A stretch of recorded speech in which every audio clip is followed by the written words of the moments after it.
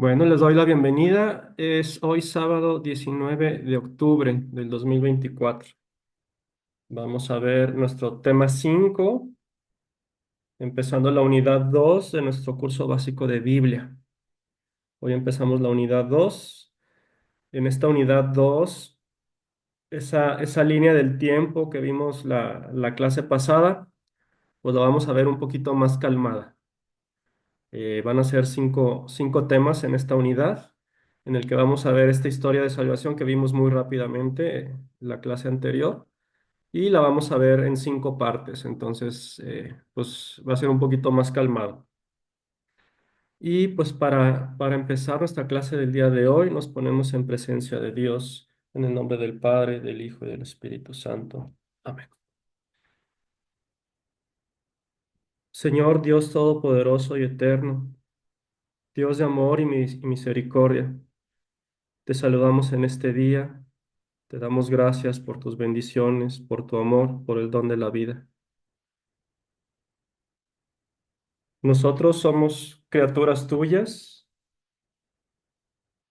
estamos tratando de encontrarte, de conocerte.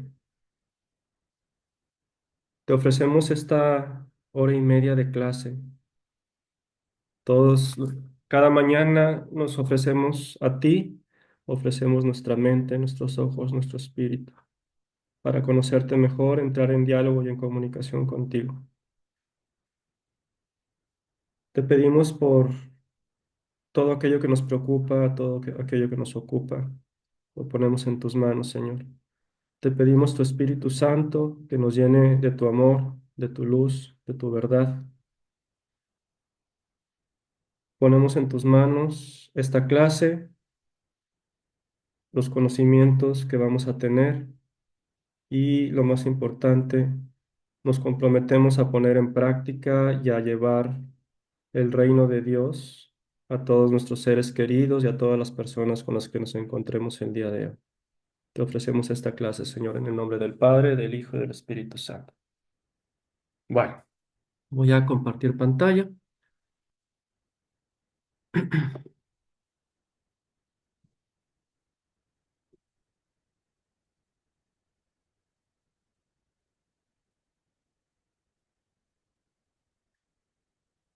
y ya deben estarla viendo, la portada de la clase del día de hoy. Y vamos preparando nuestras Biblias para hacer nuestra lectura inicial.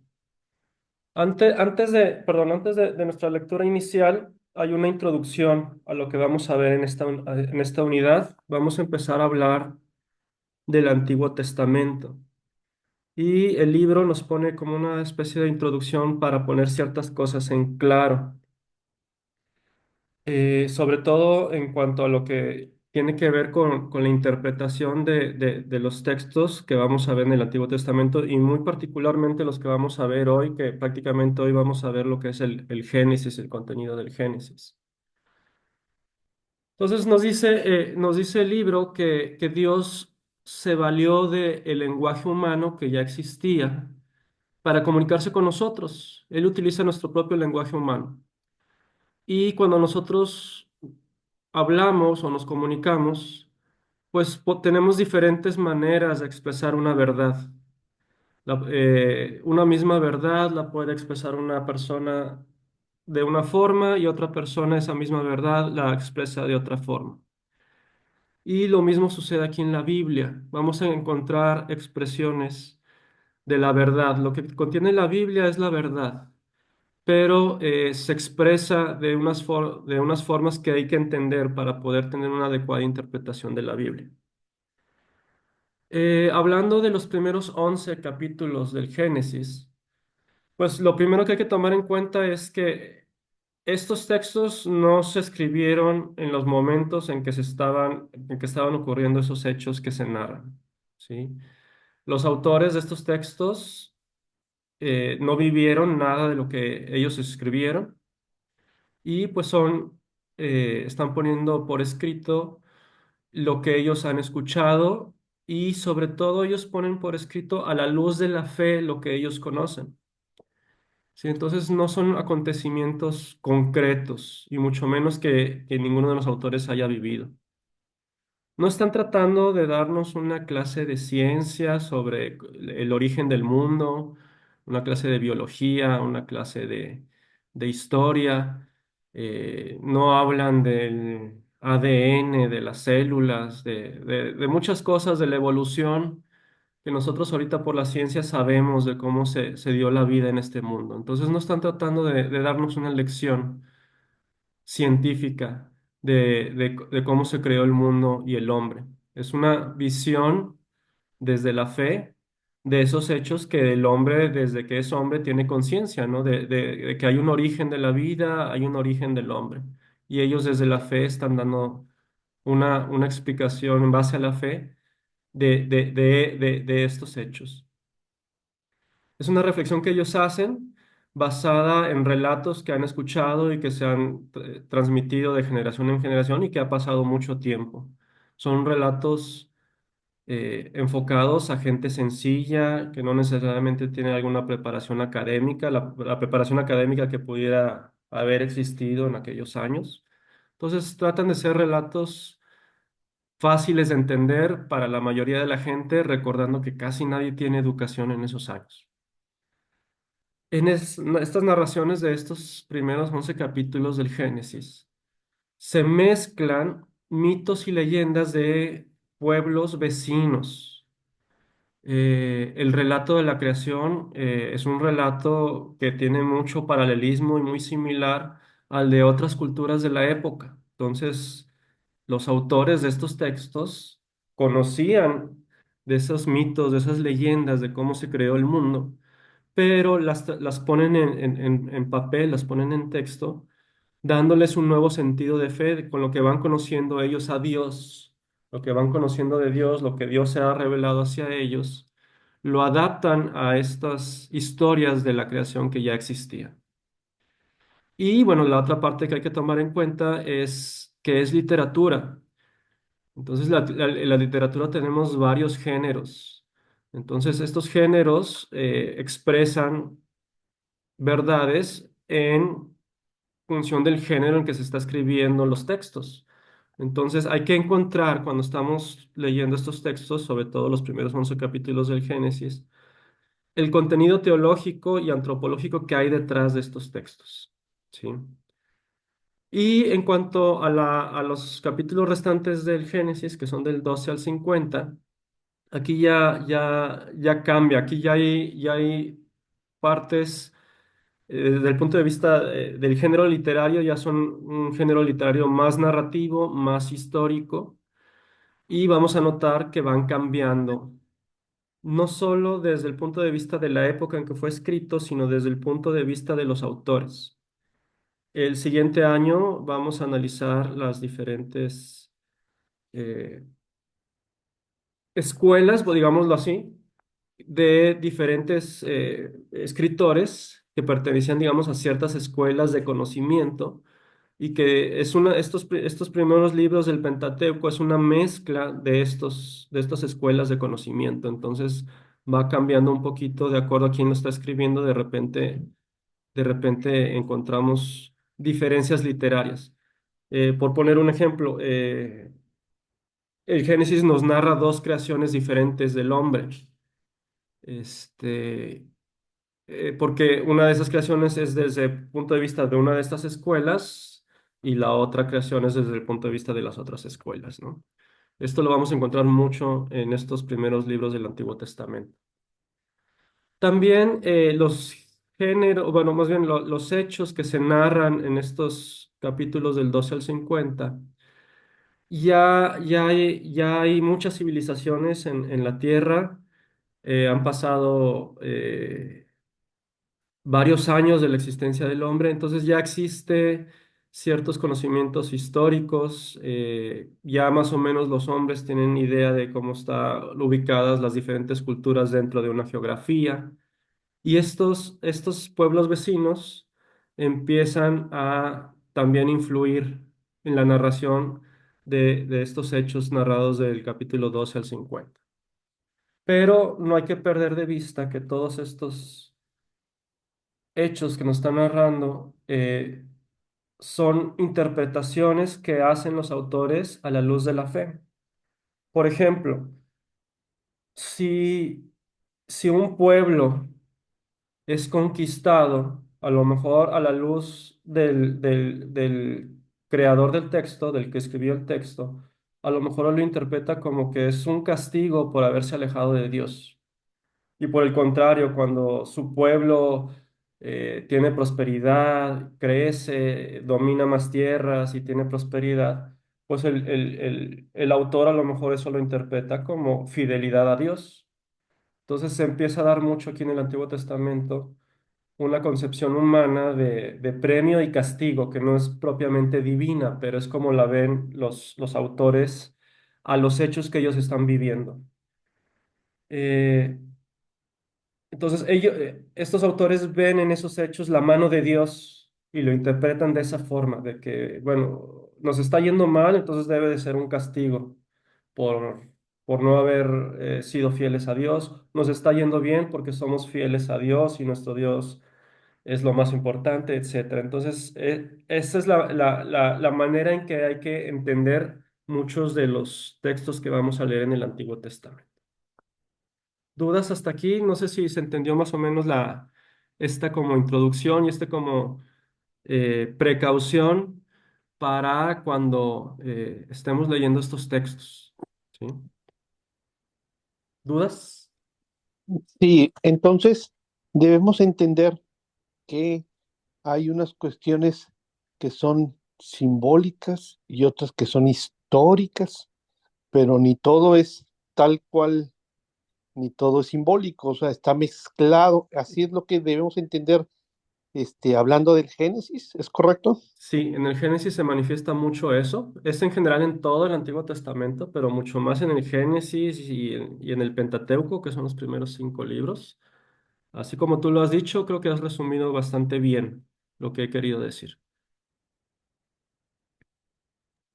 Muy bien.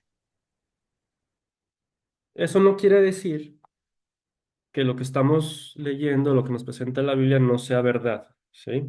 Es diferente. Es una interpretación del autor a hechos que los ve desde la luz de la fe, ¿sí? Entonces, así es como debemos de leer el Génesis. Bien, ahora sí preparamos nuestras Biblias. A ver, espérame, todavía no. Me estoy queriendo adelantar y todavía no. Bien, en cuanto a la reinterpretación de la historia, esta es también parte de la introducción que nos hace. Así como, por ejemplo, en los evangelios, vemos 4 autores diferentes hablando de lo mismo y vemos las diferencias que hay entre ellos. Sobre todo Juan es muy diferente a los otros 3 evangelistas. Así también sucede en el Antiguo Testamento. En el Antiguo Testamento vamos a encontrarnos diversas versiones de los mismos hechos, hechas por diferentes autores, aunque sea incluso en el mismo libro. Incluso en el mismo libro vamos a ver diversos autores de diferentes escuelas narrando o explicando hechos desde su propia perspectiva. Entonces, esto es importante saberlo porque representa un reto y un dinamismo para la interpretación de la Biblia. Hay que cuidarnos mucho y hay que poner atención y apoyarnos mucho de la exégesis, de los exégetas, a la hora de interpretar sobre todo estos hechos del Antiguo Testamento. Entonces, leyendo un poquito de la exégesis, nos va a ayudar a ponernos en contexto del autor para entender por qué se está narrando lo que estamos leyendo de la forma en que se está narrando. No es el objetivo de este curso conocer verdades o analizar acontecimientos históricos, sino que entender estos textos como interpretaciones a la luz de la fe de acontecimientos y realidades que ocurrieron en las épocas en que se nos está narrando. Y recordando que no necesariamente los autores fueron testigos de eso que están, los autores del libro fueron testigos de eso que están escribiendo. ¿Sí? Bien. Lectura inicial. Vamos a ponernos, les voy a pedir como siempre a dos personas de traducciones diferentes de la Biblia que nos hagan el favor de leer este texto, esta cita. Vamos a practicar cómo se lee esta cita. Tiene una cosa particular, está un poquito complicada. Vamos a ver si la pueden interpretar bien esta cita. ¿Quién se ofrece a interpretar lo que dice esta cita?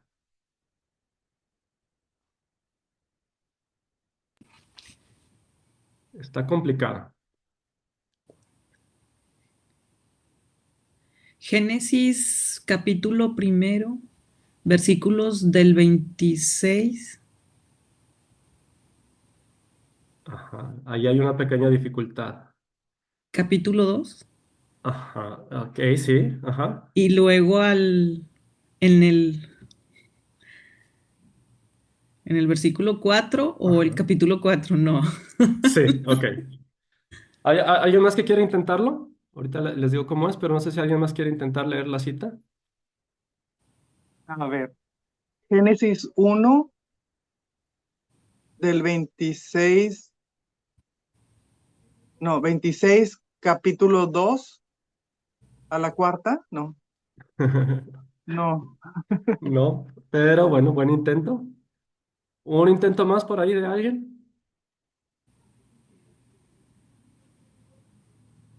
Bien, ahí va. Esta cita se lee así: Génesis del capítulo 1 versículo 26.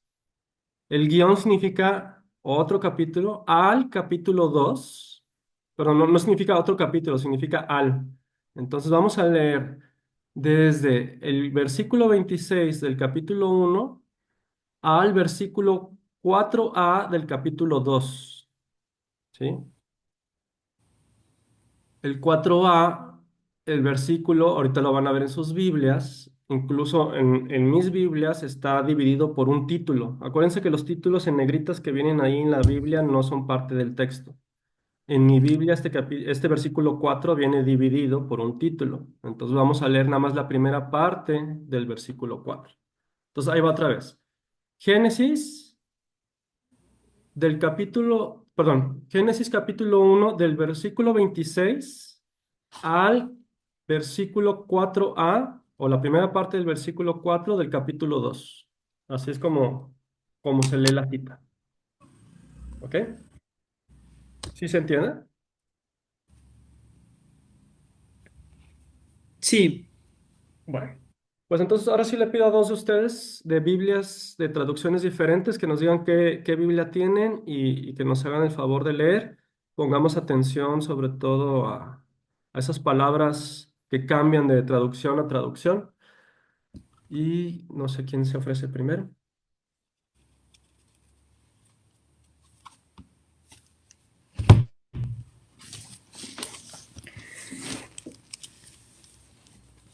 Bueno, lo voy a intentar porque no traigo mis anteojos, no los encontré. Dice,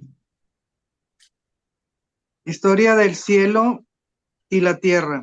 Al principio creó Dios al cielo y la tierra. Perdón que te interrumpa, vamos a leer desde el capítulo, perdón, desde el versículo 26, del capítulo Ah, 1, versículo 26, al capítulo 2, versículo 4a. 26, aquí está. Entonces dijo Dios, es la Biblia América.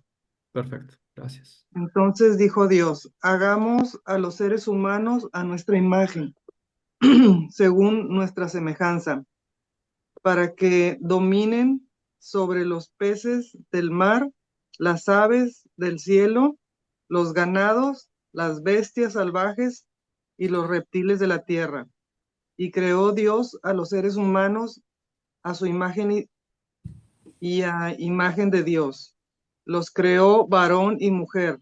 Los creó y los bendijo, Dios diciéndoles, crezcan y multiplíquense, llenen la tierra, sométanla, dominen sobre los peces del mar, las aves del cielo y todos los animales que se muevan por la tierra. Y añadió, les entrego todas las plantas que existen sobre la tierra y tienen semilla para que para ser sembradas, y todos los árboles que produzcan frutos con su semilla les servirán de alimento. Y a todos los animales del campo y a las aves del cielo y a todos los seres vivos que se muevan por la tierra les doy como alimento toda clase de hierba verde. Y así fue.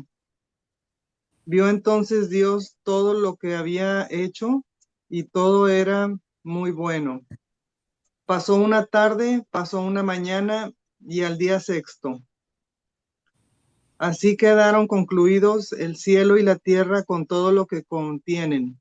Cuando llegó el día séptimo, Dios había terminado su obra y descansó el día séptimo de todo lo que había hecho. Bendijo Dios el día séptimo y lo consagró, porque en él había descansado de toda su obra creadora. Esta es la historia de la creación del cielo y la tierra. Muchas gracias, El- Tere. ¿Alguien más que quiera leerlo de otra Biblia, por favor?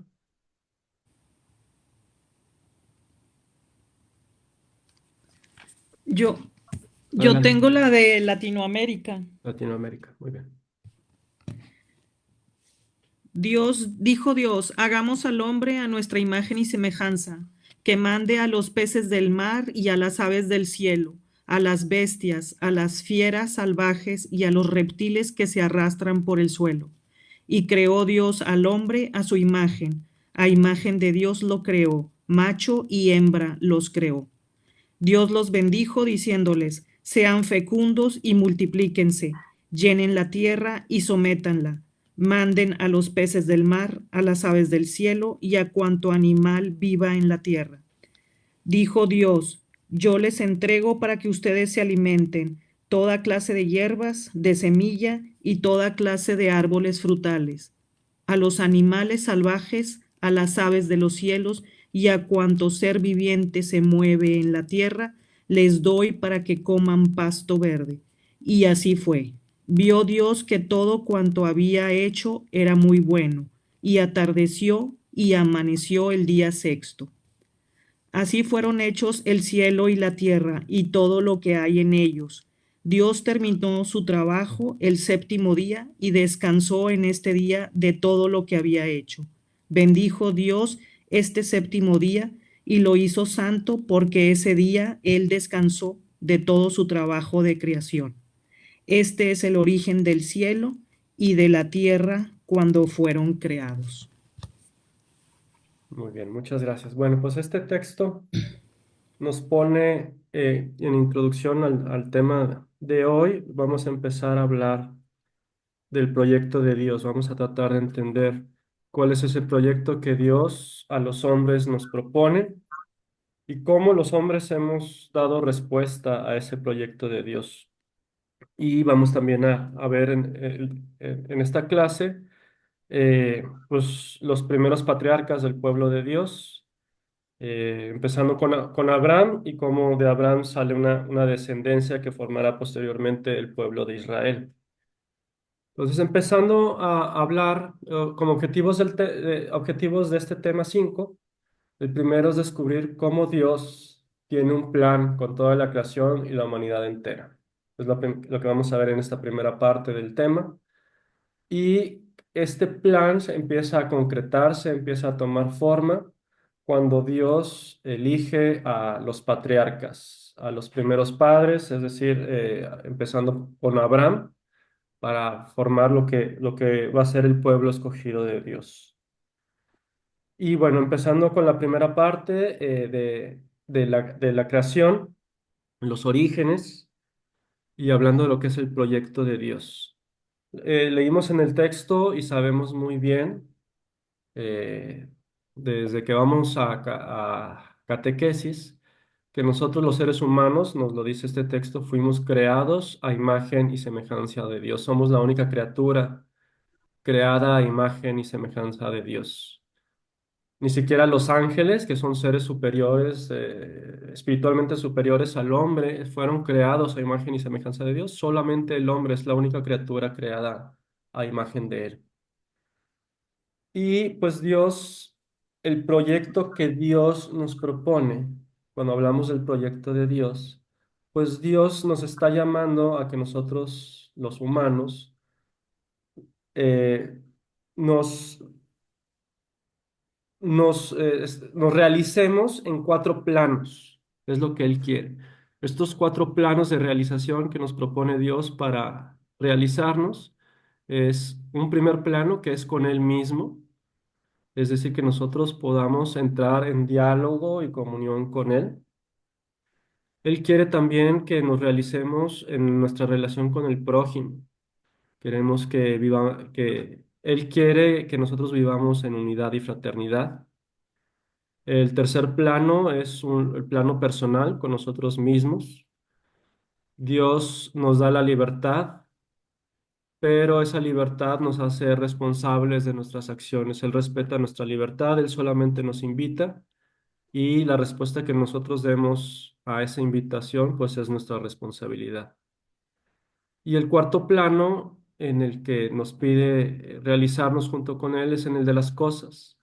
Dios nos da el dominio a nosotros sobre todas las cosas, sobre toda su creación. Entonces nos hace responsables de la creación que el mismo Dios hizo. Entonces nos pide ser co-creadores con Él de todo lo que Él hizo y sobre todo no convertirnos en esclavo de las cosas materiales. Entonces el proyecto de Dios para nosotros es hacer esto, trabajar en cada uno de estos planos durante todo el día, nuestro día a día, nuestros momentos del día a día, pues estamos trabajando siempre en estos cuatro planos. Entonces es cuestión de reflexionar al leer estos textos, pues cómo estamos reaccionando en nuestra relación con Dios, en nuestra relación con el prójimo, cómo estamos nosotros mismos y cómo es nuestra relación con las cosas. Bien, hablando un poquito, vamos a profundizar un poquito de estas relaciones, de estos cuatro planos. En nuestra relación con Dios, ¿qué significa que tenemos que trabajar nuestra relación con Dios? Pues en primer lugar tenemos que entender que nosotros, los seres humanos, somos diferentes a todos los demás seres creados. ¿Por qué somos diferentes? Porque somos los únicos creados a imagen y semejanza de Él. Nos da Dios, también como diferencia de todos los demás seres, una inteligencia, una voluntad y tenemos también un poder divino.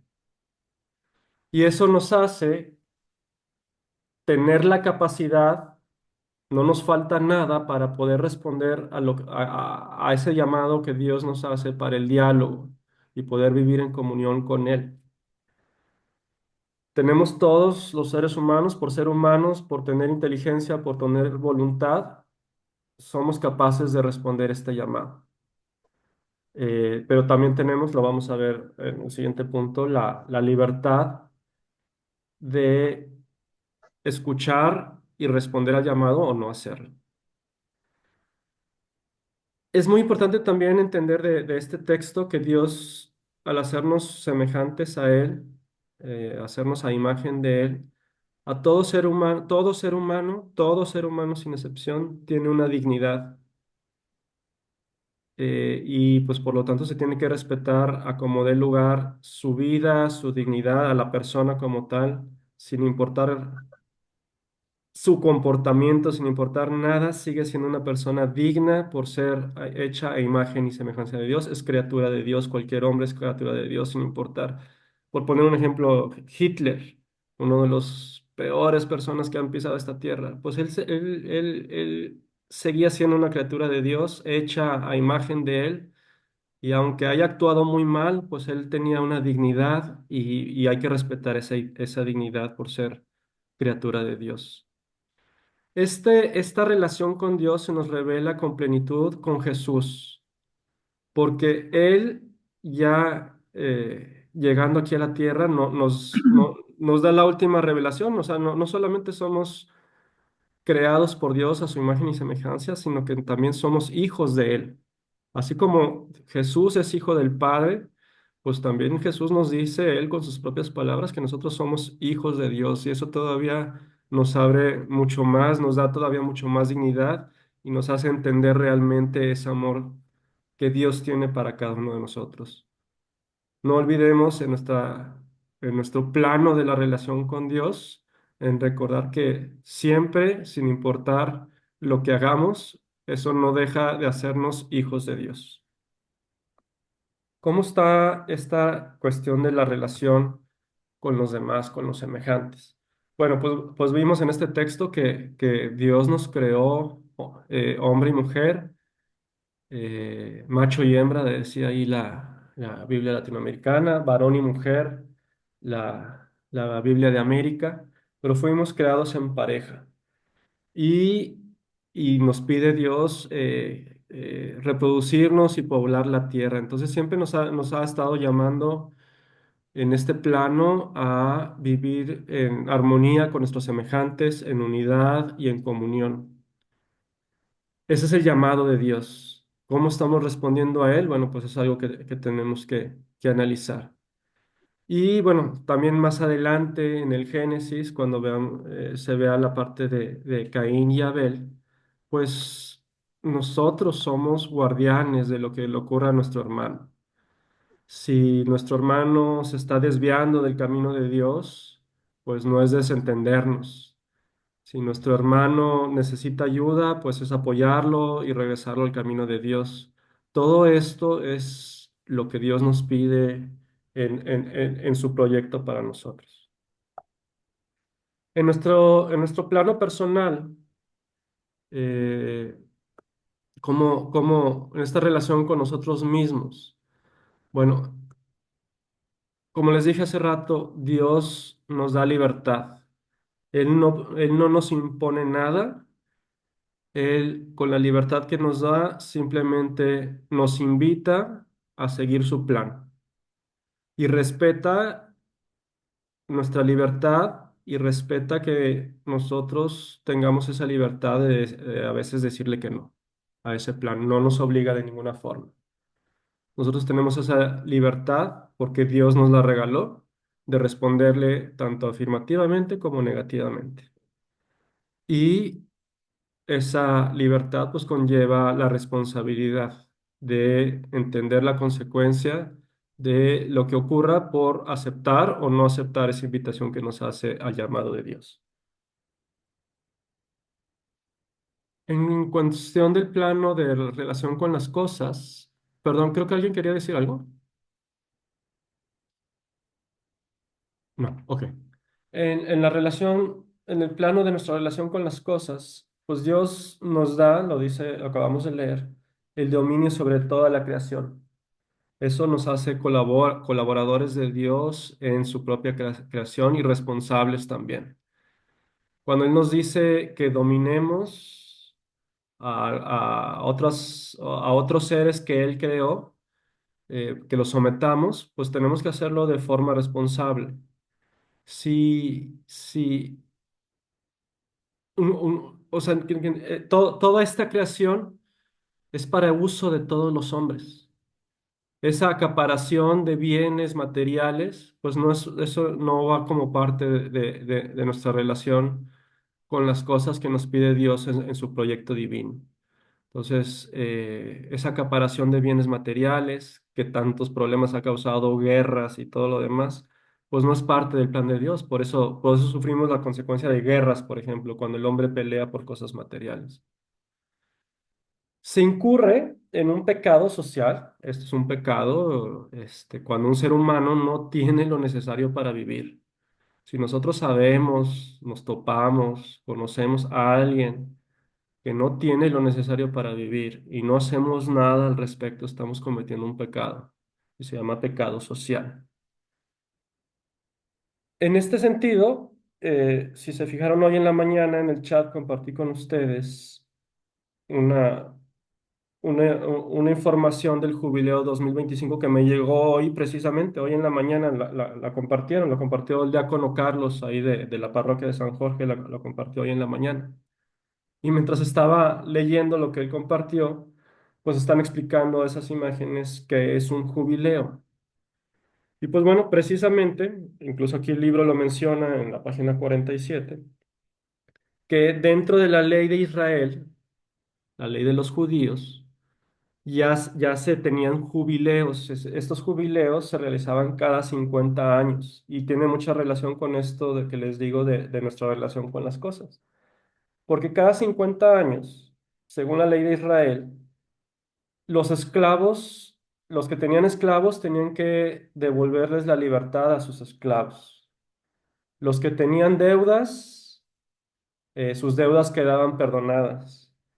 Si habías solicitado un préstamo y no lo habías pagado, si se cumplía el año de jubileo, pues ya no tenías que pagar nada y recuperabas tu tierra o lo que hubieras ustedes dejado. Todas las deudas se perdonaban. Esto era el jubileo en la época de la ley de Moisés, en la época de Israel, y se celebraba cada 50 años. Y pues bueno, no sé si tuvieron la oportunidad de leer eso que les compartí hoy en la mañana, si no lo hacen al ratito. Precisamente ahí viene, ¿no? Que el último jubileo fue hace 50 años, se acostumbraba a hacerlo cada 100 años, pero ahora se hace cada 50 años. Y pues este jubileo es como un reencuentro con Dios. Es como el hombre queriendo hacer un borrón y cuenta nueva en cuanto a la relación con las cosas materiales para volverse a poner en comunión con Dios. Y esto es lo que significa el jubileo 2025 y tiene que ver con este tema de nuestra relación con las cosas. Y finalmente, pues esto que decía, el hombre no debe convertirse en un esclavo de tener cosas materiales. La pobreza y la riqueza bíblica que se maneja, los conceptos de pobreza y riqueza que se manejan en la Biblia, principalmente Jesús en el Nuevo Testamento, tienen mucho que ver con qué tan esclavos somos del tener, de las cosas materiales. Entre más esclavos somos de estas cosas materiales, pues somos más pobres. Y el que es más libre de las cosas materiales, el que es más desapegado de las cosas materiales, es el más rico de todos. Entonces aquí ya se empieza también a comprender un poquito más con Jesús esa plenitud de la verdad en el que significa el ser rico o el ser pobre. ¿Dudas hasta aquí? Bien. Ahora, pues, ¿cuál es la respuesta que ha tenido el hombre ante este plan de Dios? Pues bueno, tenemos varios ejemplos en la Biblia de cuál ha sido la respuesta humana al proyecto divino. Y bueno, esto es un constante suceder en la Biblia, en el Antiguo Testamento. Esta respuesta humana que no siempre es la respuesta que Dios espera de nosotros.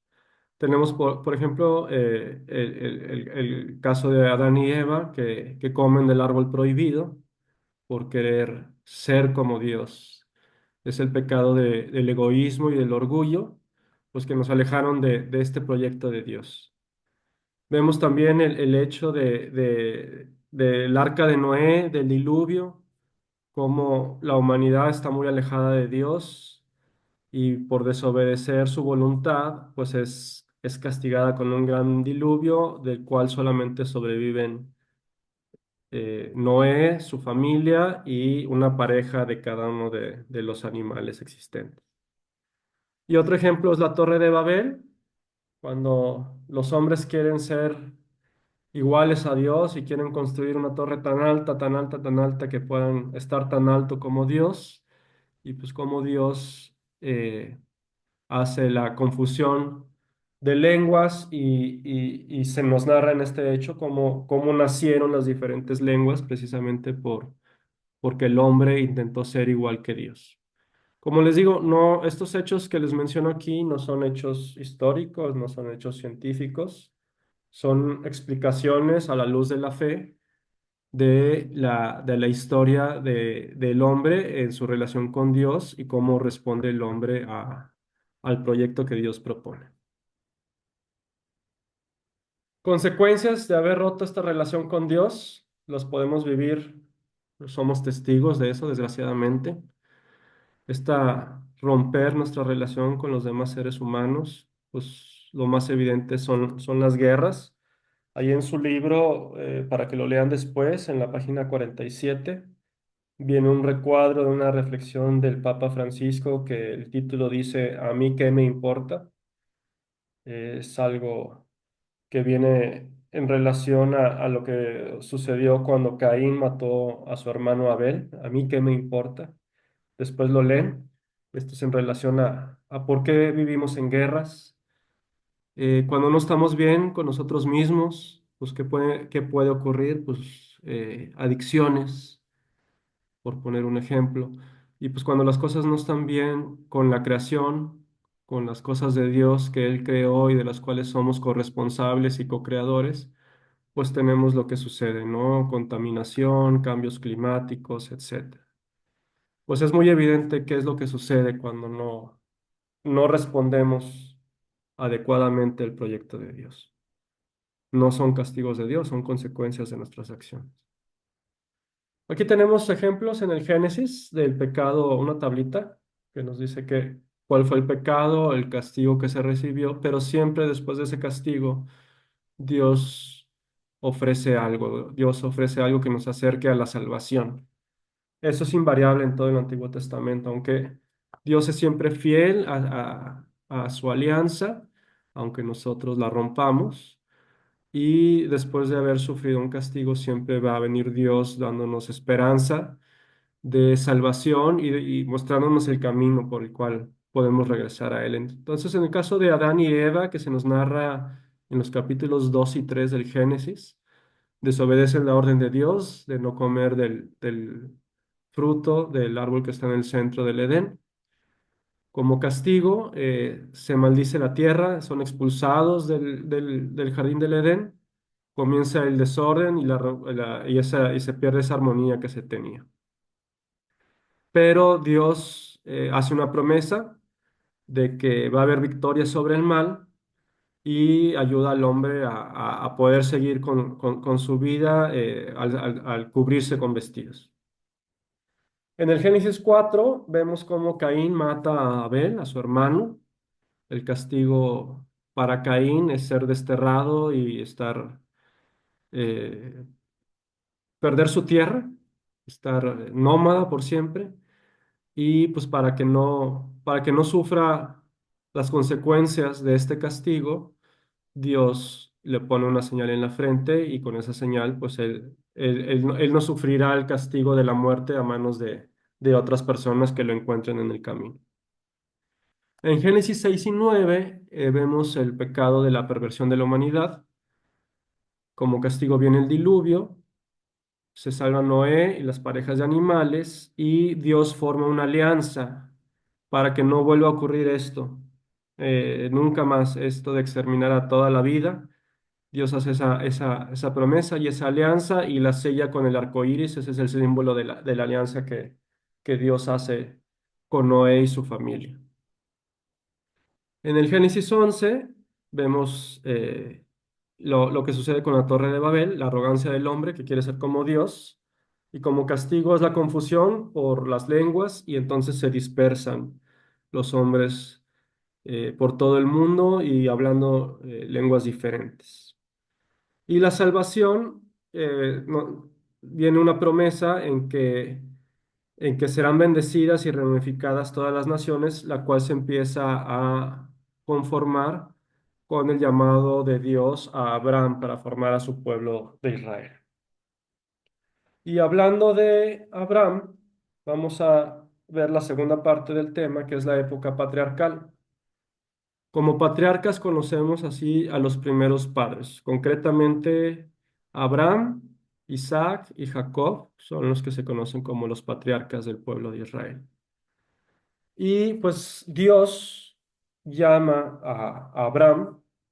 Estos ya estamos hablando de hechos Aquí el Génesis entra ya más en una narración un poquito más histórica y narrativa. Más o menos se calcula que estos hechos de los que puede estar narrando el Génesis a partir del capítulo 12 van alrededor del 1850 al 1650 antes de Cristo.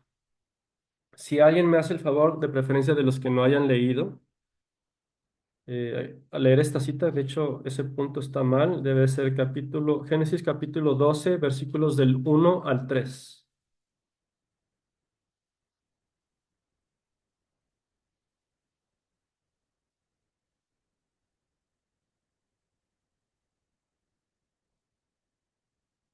Se la leo. Sí, por favor. Altagracia, ¿verdad? Sí. Ok. El Señor dijo a Abraham, sal de tu tierra, de tu patria y de la casa de tu padre, hacia la tierra que te mostraré. Haré de ti una gran nación, te bendeciré, haré famoso tu nombre y, y serás una bendición.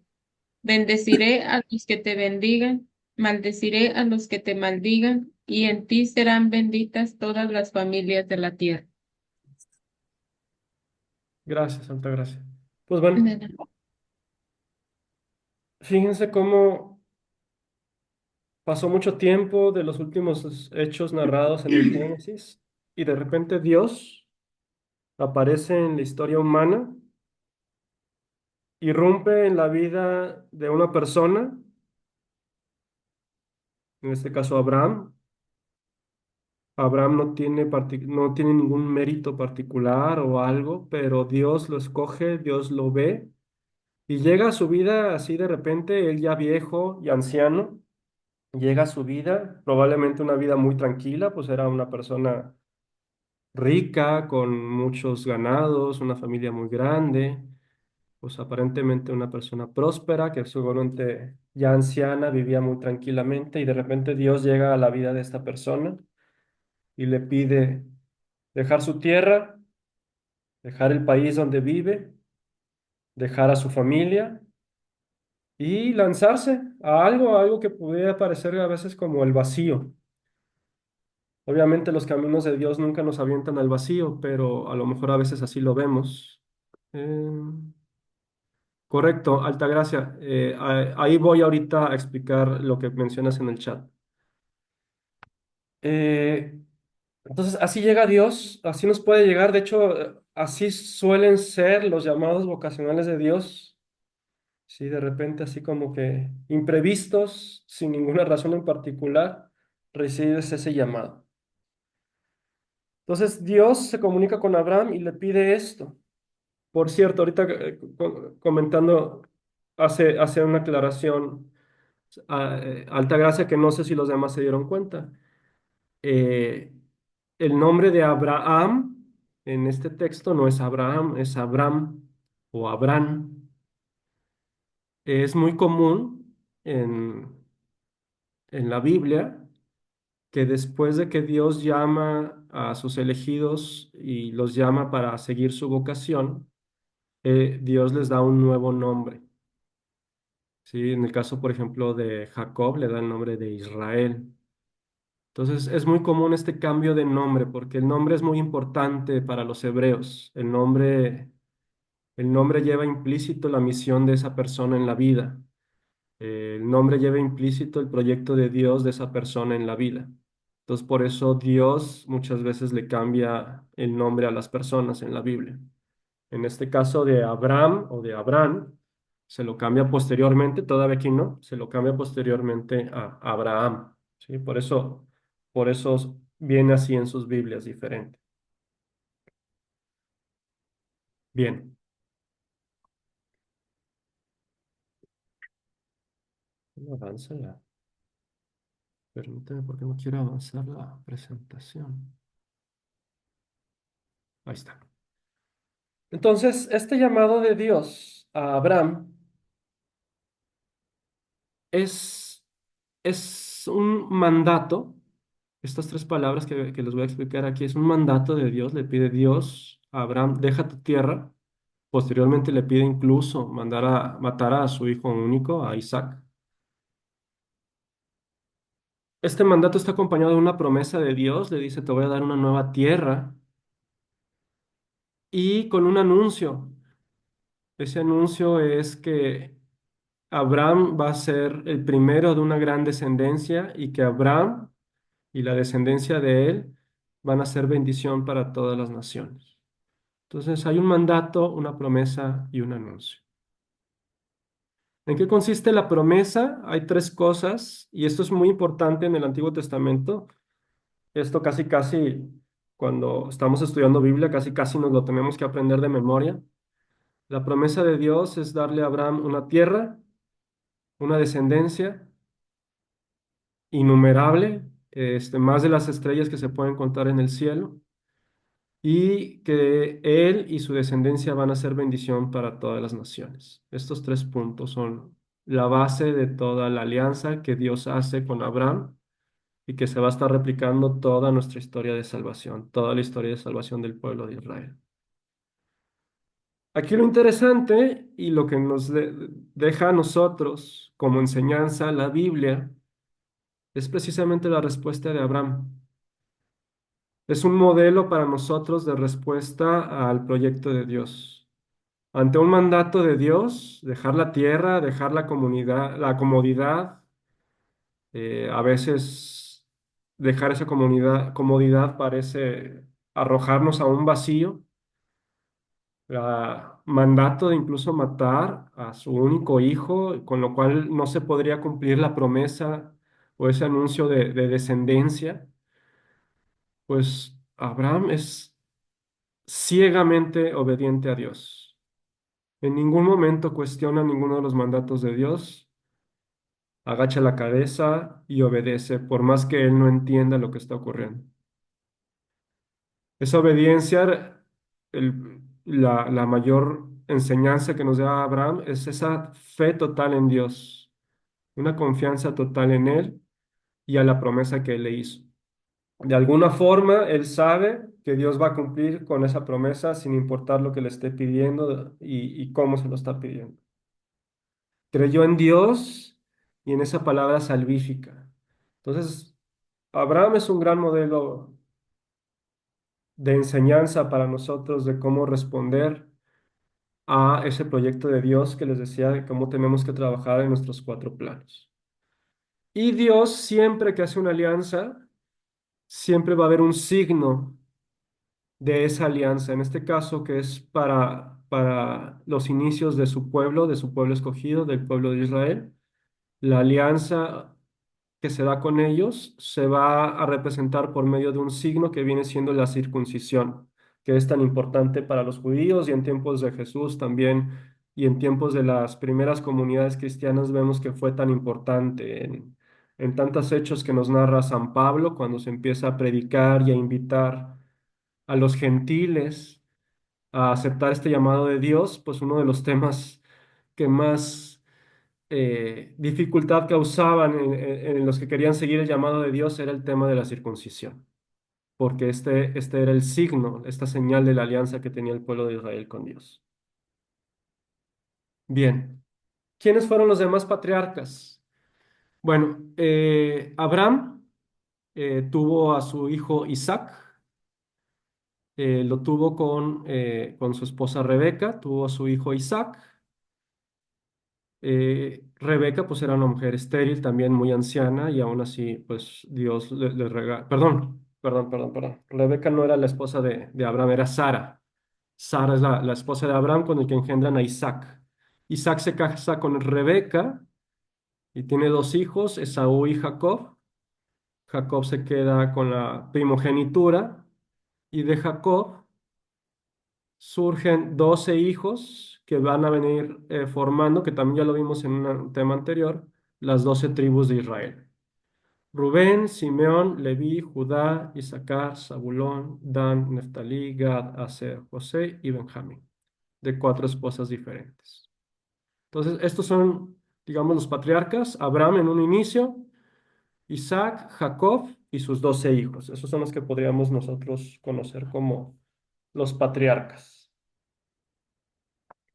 ¿qué significado o qué importancia tienen para nosotros estos patriarcas? O esta parte, estas narraciones de la vida de los patriarcas. Bueno, en la época patriarcal es una época en la que hay promesas. Dios hace promesas. Estas promesas se van realizando poco a poco. O sea, si le dice Dios que va a ser bendición para las naciones, que va a tener una gran descendencia, pues no es algo inmediato. Son promesas que se van realizando poco a poco y se van dando toda esta historia del pueblo de Israel, toda la historia de la salvación y culminan estas promesas con Jesús. En Jesús se da plenitud y llega a su perfección todas esas promesas que nos hizo Dios. Ya no hay más promesas, ya con Jesús se cumplen las promesas que Dios hizo a Abraham y a nosotros, a todo su pueblo de Dios. Los patriarcas vienen siendo los antepasados del pueblo de Israel. Son los que van formando al pueblo de Dios y con ellos es con quien Dios hace la alianza que va a perdurar para siempre entre Dios y el hombre. Y pues cada uno de los patriarcas, como vimos ahorita en el caso de Abraham, pues van a ser modelos de respuesta para nosotros a estos planes que Dios tiene para nosotros. Y pues bueno, un poquito aquí históricamente, un resumen, todo lo que es la prehistoria del hombre, sin saber exactamente cuándo sucedió, o sea, los hechos que nos quieren narrar la creación, el diluvio y todo eso, pues en el tiempo no están perfectamente bien ubicados y son todo lo que nos narra Génesis en el capítulo 1 al 11. Y la historia de los patriarcas, que ya es una historia un poquito más narrativa, más fácil de ubicar en el tiempo, pues como les decía, pudiera ser empezar alrededor de los años 1850, 1650, y es lo que se nos narra en Génesis del 12 al 50. Me parece que hay un mensaje de chat por ahí también. A ver. No, Altagracia, las esposas de Jacob eran simultáneas. Algunas esposas, pues no eran propiamente esposas, sino esclavas con las que tuvo hijos. En aquella época no existía la monogamia, no era mal visto que un hombre tuviera varias esposas e incluso que pudiera engendrar hijos con sus esclavas, ¿sí? De hecho, Abraham, por ejemplo, tenía un hijo con una de sus esclavas antes de Isaac, pero por ser hijo de una esclava no era considerado como hijo propiamente de Abraham, hasta que Sara tuvo un hijo, entonces, que fue Isaac, entonces a él ya se le consideró propiamente como hijo de Abraham. Pero así era en esas épocas. A lo mejor ahorita nos cuesta un poquito de trabajo entender eso, pero así era en esos años. No sé si te queda clara mi respuesta, Altagracia.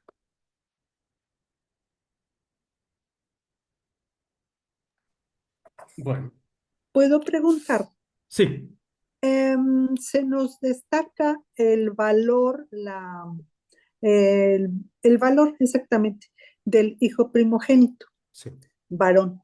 correcto. ¿Qué pasaba cuando era una mujer? Ah, bueno, sí, mm, realmente, ¿qué pasaba? No sé contestar. Lo que sí sé es que la descendencia solo podía repartirse a... el que se quedaba con la titularidad de la familia era o sea, por ejemplo, en el caso de Jacob, que tuvo 12 hijos, el mayor era Rubén. Pues Rubén es el que se quedaría, digamos, con la titularidad de la familia. Y eso implicaba también quedarse con gran parte de la herencia del padre. Cuando no había mujeres de por medio, no me acuerdo cómo estaba la ley de Moisés determinaba qué hacer en esos casos, ahorita no lo tengo bien presente, pero muy probablemente algo tenía que ver con los hermanos.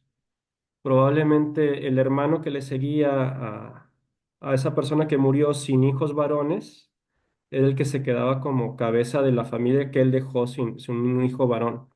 Entonces, por ejemplo, la esposa, o sea, por ejemplo, si moría una persona casado y nunca tuvo un hijo varón, la esposa pasaba, y perdón que lo diga así, pero creo que así es, o sea, como propiedad del hermano. Y las hijas que haya tenido, pues pasaban a la familia del hermano. Eso es lo que pasaba.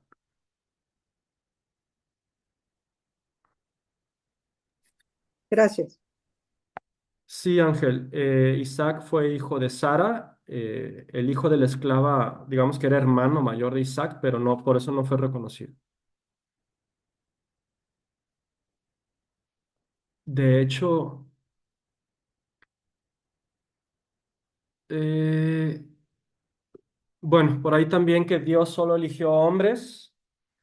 Vamos a ver también con dos casos específicos más adelante, Ruth y Judith, que son casos emblemáticos en que Dios también escoge mujeres. No es solamente hombres, pero sí, los patriarcas son hombres, así es. No sé si Ángel estaba preguntando o estaba aclarando. A lo mejor dije Sí, mal o no me di a entender bien, pero Isaac fue hijo de Sara, ¿es sí, correcto? es que creo que en la diapositiva estaba, creo que decía Rebeca o algo así, ¿no? Que era la esclava, pero, por eso la aclaración, ¿verdad? De No, que eso, es, eso fue una confusión que yo causé porque ok, Rebeca fue esposa de Isaac ok, y de Rebeca nacieron Esaú y Jacob. perfecto, ok, ok. Sí. Ujú. Y pues bueno, con esto damos por terminada la clase del día de hoy. La próxima sesión vamos a ver básicamente todo lo que es el Éxodo, los cuatro siguientes libros del Pentateuco, toda la historia del pueblo de Israel que se libera de Egipto, es esclavo en Egipto, es liberado de Egipto y es llevado a Tierra Santa y cómo se hace una nueva alianza con Moisés, es lo que vamos a ver el próximo tema.